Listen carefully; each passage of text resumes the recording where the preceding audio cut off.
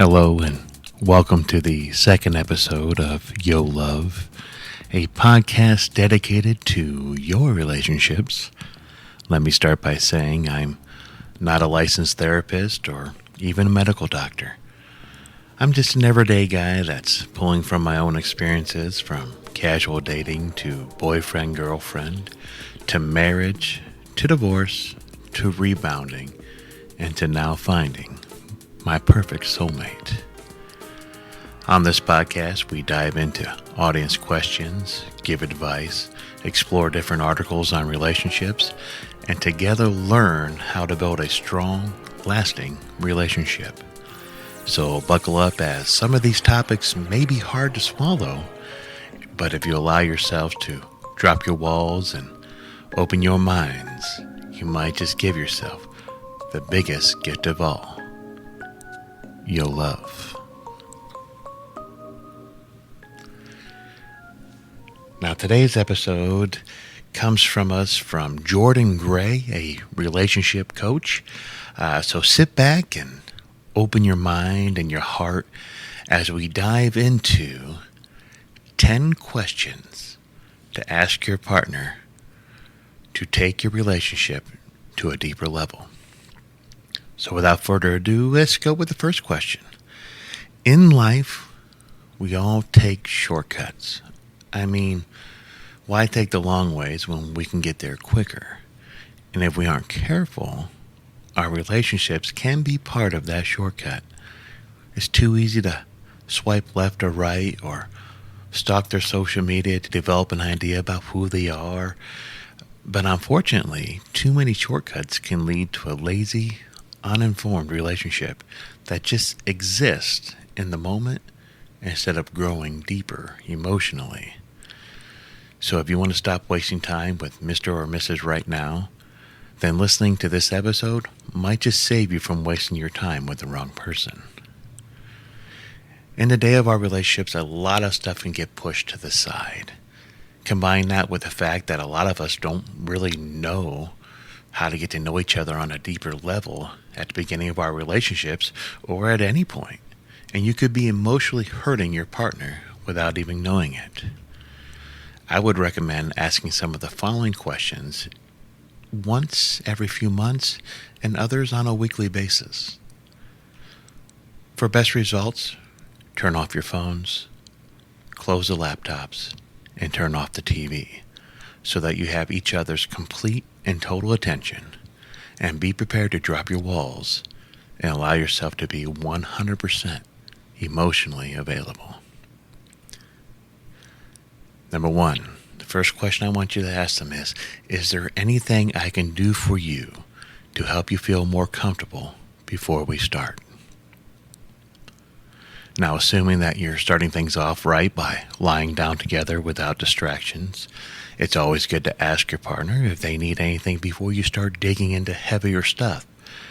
Maybe they want a minute to collect themselves. Maybe they want you to hold them. Or maybe they need to use the bathroom really quick.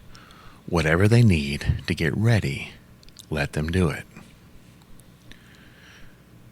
Then it will lead into the second question. And that question is, how can I better support you in life? Sometimes this question will spark something in your partner, and sometimes it won't. And that's okay. Maybe it'll come out as something as simple as, could you please kiss me more? Or tell me you love me more. It really affects my day for the better. Or it could be something as big as, I have an extremely busy work week. Would you mind making dinner for the next week? And I'll promise I'll make it up to you after I get through it.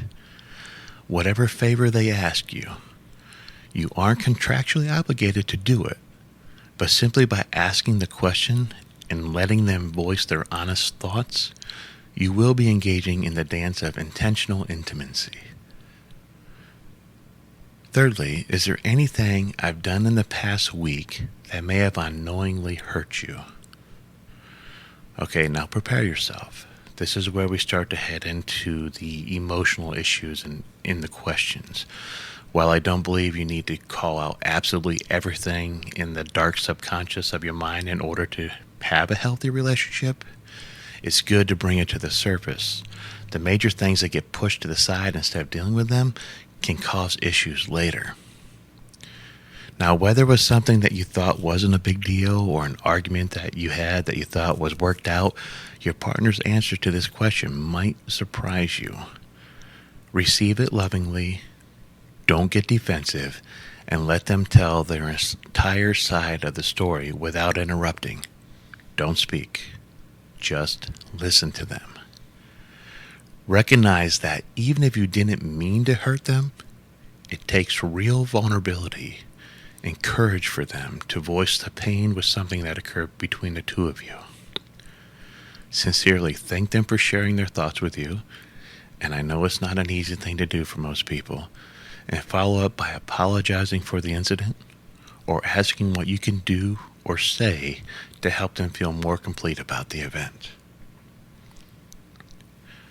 The fourth question: when you come home, what can I do or say that'll make you feel the most loved? They may want something entirely different than what you would expect as the preferred method of being greeted. They might want to have as little communication as possible for the first few minutes as they settle in and decompress. Or perhaps diving right into a hug and a kiss is more their way of relating. Whatever they need, all it takes is one simple question in order for you to better understand your partner and to go deeper in your relationship. Number 5, is there any kind of physical touch that I can engage in more that helps you feel more loved? Now, this question refers to non-sexual touch. Sexual touch is coming up soon. Don't worry, we'll get to that. Is there any kind of physical intimacy that they feel is lacking? Do they want to hold hands more? Do they love it when you rub their shoulders or when you come up from behind them and wrap your arms around them? Ask. Get clear on what makes them feel more loved, and then try to make an effort to do more of this when they're around you. Number 6, do you think we will need more closeness or more alone time over the next couple of days? Now, our needs for alone time and intimacy change from day to day. Maybe your partner is needing more words of encouragement, needs extra hugs and kisses, or just wants you to hold them. Or maybe they're feeling a little overwhelmed and just need a break from everyone and everything to decompress. Needing more alone time doesn't mean that they love you any less, nor does a greater need for intimacy mean that they're needy. People simply have emotional needs that change depending on a variety of things in their life. And the more you can accommodate your partner while still being conscious of your own mental and emotional needs, the better. Number 7, is there an argument that we had this past week that you feel we haven't resolved? And just like the third question, this one directly brings up potential wounds from the previous week. By asking this in a different way, your partner gets to consider whether they thought it was resolved or not. You might have some reservations about asking this one, but if I ask this, won't they remember that they were mad and then they get mad at me again? But working through this uneasy moment together will make it so that the issue is allowed to dissipate. It's so easy to avoid the difficult moments from the past week. What takes strength and love is intentionally working through it so it isn't given the chance to grow into resentment. Number 8, how do you feel about our sex life lately? One of the main differences between your partner and every other relationship in your life is that you hopefully have sex with your partner. And yet, along with money, what is ranked as the most common topic that couples cite as the most stressful thing they don't discuss that break them up? You guessed it. It's sex. Ask your partner, how happy are they with your sex life? Ask them, is there anything they would like more of, less of, or even something completely different than anything they've ever done before in the bedroom? This question will be easier to answer, the longer you've been together.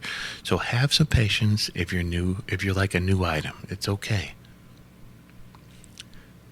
Number 9, what is the biggest stressor in your life right now? And is there any way I can help take some of that stress off of you?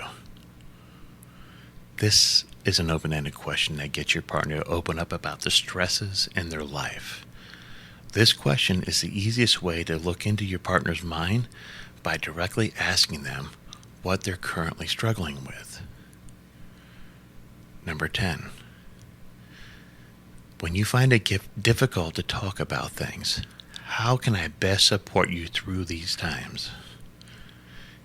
Everyone has different emotional triggers that make them feel vulnerable in a variety of different situations. Maybe your partner feels easily attacked when you do something that they interpret as criticizing them. Maybe your partner tends to shut down when you argue about certain emotional charged topics like sex or finances or the in-laws, or maybe something could happen in the bedroom that makes them feel inadequate or embarrassed. Whatever the reason may be, there's always a way around it that could make your partner feel a lot more cared for and loved. Maybe it's developing a nonverbal sign that can show them, that shows you that they're emotionally vulnerable right now, and they need you to realize this vulnerability and in the situation and back up and talk to them in a different way. Maybe it's as easy as they put their hand over their heart. Whatever that nonverbal cue is that you create with your partner, and for each of you it could be something different. But when you see that they're giving you that cue, that they're having a hard time talking about what they're going through right now, that's your indication that they need help, they need time. I'm not saying that you need to become codependent, obsessed with solving all your partner's issues, nor does every topic need to be talked to death. I mean, some of these questions will speak to you more than others, and this exercise is merely meant to start the conversation that very few couples ever have with each other, and a lot of things tend to get swept underneath that rug in intimate relationships. Using these questions are simply a tool that you can use to lift up that rug and sweep out all that hidden dirt that's been accumulating over the past couple of days or weeks or months or years, and get you on a deeper, loving relationship. So in closing, I leave you with this. The difference between like, love, and in love is the same difference between for now, for a while, and forever. Be sure to like and subscribe to this podcast, and don't forget to tell your family and friends about it. And you can also find it on YouTube on the Yo Love podcast channel. Until the next episode, I wish you and yours love and happiness. Bye-bye, my lovelies.